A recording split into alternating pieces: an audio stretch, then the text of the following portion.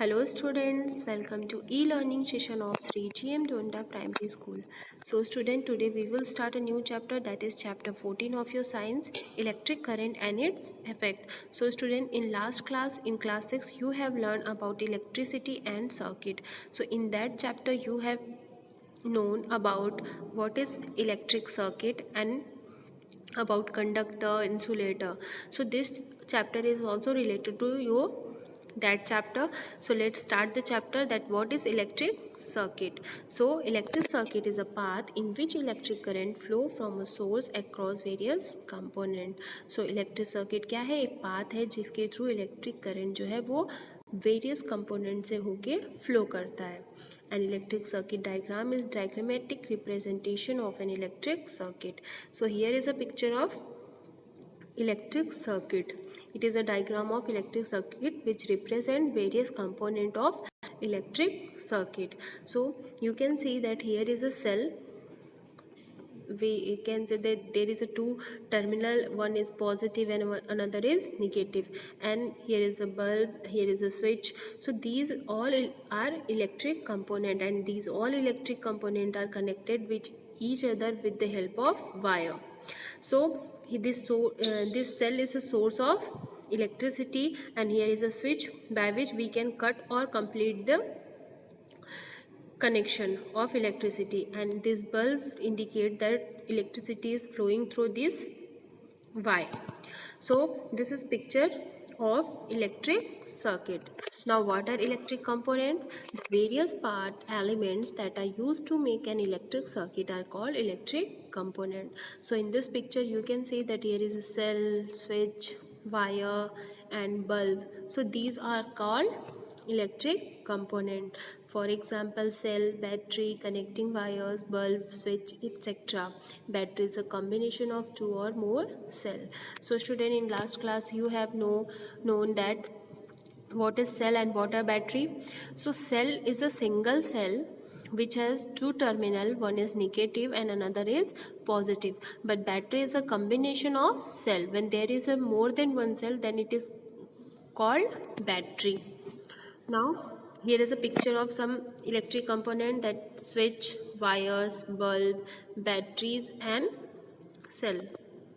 Now what are electric symbol? So in this chapter we will know about electric symbol, how we represent that electric component in our book. In high, when you go to higher classes, जब आप बड़े classes में जाएंगे तो जो diagram में आपको सारे electric component बना के नहीं दिखाएंगे, वहाँ पे एक सिंबल होता है जिससे आपको आप ये पहचान जाएंगे ये सिंबल किसका है, जिसके थ्रू आपको ये पता चलेगा कि कहाँ पे बल्ब कनेक्टेड है, कहाँ पे स्विच है, कहाँ पे बैटरी अवेलेबल है. As it is cumbersome to show the electric component in a circuit diagram, they are denoted by represented by a specific symbol. These are known as electric symbol. So here is a picture. Now cell को कैसे represent करते हैं? One is longer line and another is short than this line. So this longer line represent the positive terminal of cell, and this smaller line represent the negative terminal of the cell. Now you can say here is the symbol of cell more than one. It means it is a symbol of battery. Now it is symbol of switch, and when switch is in this position it means switch is off. लेकिन जब ये एक दूसरे से जुड़े रहेंगे ऐसे, तब ये क्या होंगे, switch is on. In higher classes you will know about voltmeter. So it is the symbol of voltmeter, ammeter, resistor, variable resistor.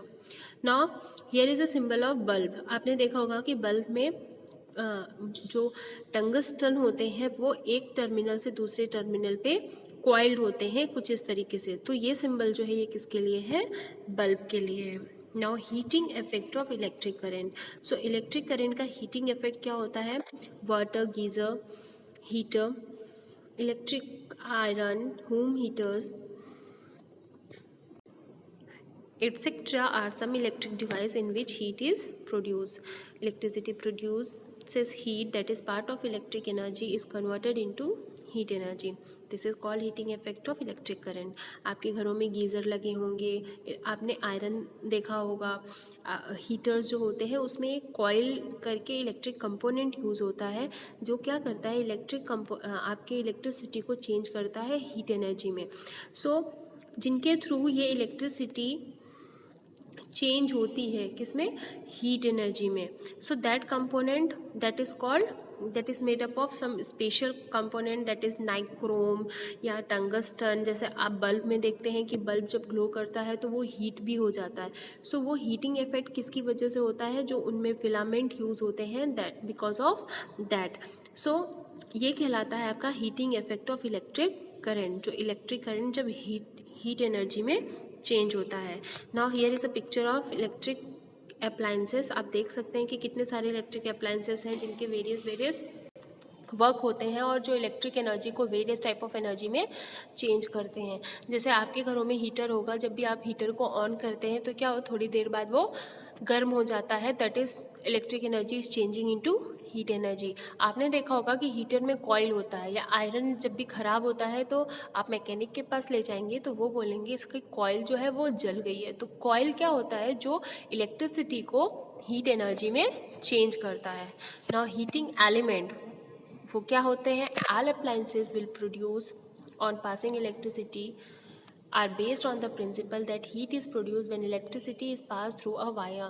This wire or coil of wire is known as element or heating element. The amount of produced in a wire depend on the length, thickness and the material of the wire. So उनको हम heating element बोलते हैं। आप कभी heater को देखिएगा, उसमें spring type का एक एलिमेंट, हीटिंग एलिमेंट होता है जो कि मार्केट में भी अवेलेबल होता है। सो वो चेंज होता है, जब भी वो जल जाते हैं तो फिर उसके बाद उसे चेंज किए जाते हैं। और ये जो हीट प्रोड्यूस होता है उनके थ्रू, वो किस पर डिपेंड करता है, वायर्स के लेंथ पे, उनकी थिकनेस पे और उनका मटेरियल कैसा है। Good conductor are those which allow electricity to pass through them. So you all know that what are conductor? So conductor are those which allow electricity to pass through them. The amount of heat produced depend on how good or poor conductor the material of wire is. So जो heat produce होता है वो किस पे depend करता है, कि जिससे हीट प्रोड्यूस हो रहा है उनका कंडक्शन पावर कैसा है। More heat is produce if the material of wire is not a conductor. Hence, heating elements are made up of material which have low conductivity or high resistance. Common material used for heating element are tungsten and nichrome. तो आपने देखा होगा कि bulb में जो filament use होता है that is made up of tungsten. And अगर आप हीटर की बात करें, आयरन की बात करें, तो उसमें जो हीटिंग एलिमेंट यूज़ करते हैं that is made up of nichrome. So nichrome is a material made up of nickel, iron and chromium. So nichrome is a mixture of nickel, iron and chromium. The filament of an incandescent bulb is made up of tungsten. So bulb के जो filament होते हैं that is made up of tungsten. For this reason, connecting wires which are made up of material like copper are not hot to touch. Now here is a picture of nichrome, tungsten, nickel and iron. Now efficiency of electrical appliances.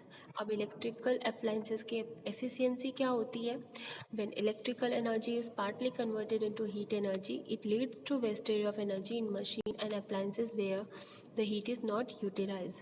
Star on electrical appliances indicate the efficiency or rating of the appliances. More the number of star, less is the wastage of electrical energy.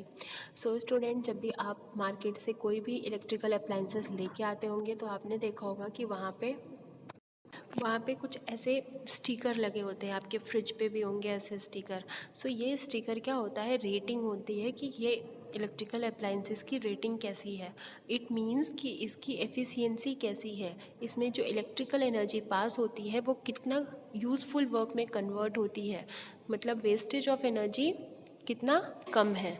सो जितने ही star होंगे उतनी अच्छी उनकी efficiency होती है। Now household safety device. So household safety device में आपको पता होगा कि आपके घरों में फ्यूज़ लगे होते हैं, या घरों के बाहर आप जहाँ मीटर होते हैं वहाँ पे एमसी भी लगी होती है। So these are two type of household device, what, fuse and MCB. Now here is a picture of fuse and MCB. What is fuse? A fuse is a household safety device which is based on the principle of heating effect of electricity. A fuse consists of a wire that breaks when high electricity is passed through it. It can break the circuit and prevent the current from entering device and causing damage to the device and possible fire. So fuse जो है वो safety device है जो हमारे, आप board देखे होंगे, board में रेड कलर की जो लाइट जलती है that is because of fuse. So fuse जो है एक हाउस होल्ड सेफ्टी डिवाइस है. ये इसका वर्क ये होता है कि जब भी हाई वोल्टेज की इलेक्ट्रिसिटी पास होती है तो वो हमारे इलेक्ट्रिकल अप्लायंसेस को नुकसान पहुंचा सकते हैं. लेकिन ड्यू टू फ्यूज़ जब इलेक्ट्रिसिटी पास होती है वहाँ से तो उसकी वजह से वो इलेक्ट्रिसिटी को कट कर देता है. वहीं पे उनमें जो वायर होते हैं वो तुरंत मेल्ट हो जाते हैं जिसकी वजह से इलेक्ट्रिसिटी वहीं पे कट हो जाती है और हमारे जो इलेक्ट्रिकल अप्लायंसेस हैं वो डैमेज होने से बच जाते हैं. Now what is MCB? So MCB are also safety device use in household like fuse, MCB to break the circuit or go off automatically by overload in the circuit. जब भी electricity का overload होता है तो MCB अपने आप down हो जाता है, वो ऑफ हो जाता है जिसकी वजह से इलेक्ट्रिसिटी फिर हमारे घरों में अंदर नहीं आ पाते और हमारे जो हाउस होल्ड्स हैं वो सारे डैमेज होने से बच जाते हैं. Now what are magnetic effect of electricity? A conducting wire behaves like a magnet when electricity is passed through it and hence the needle in the magnetic compass get deflected. So conducting wire जो होते हैं वो magnet की तरह behave करते हैं जब electricity वहाँ से पास होती है. सो जब भी हम कंपास को अटैच करेंगे एक वायर से और इलेक्ट्रिसिटी पास करेंगे तो उनके उस कंपास के निडल में फ्लक्चुएशन देखने को मिलेगा. Factor on which magnetic effect of electric current depend? It is directly proportional to the number of turn in the coil and it is directly proportional to the amount of current.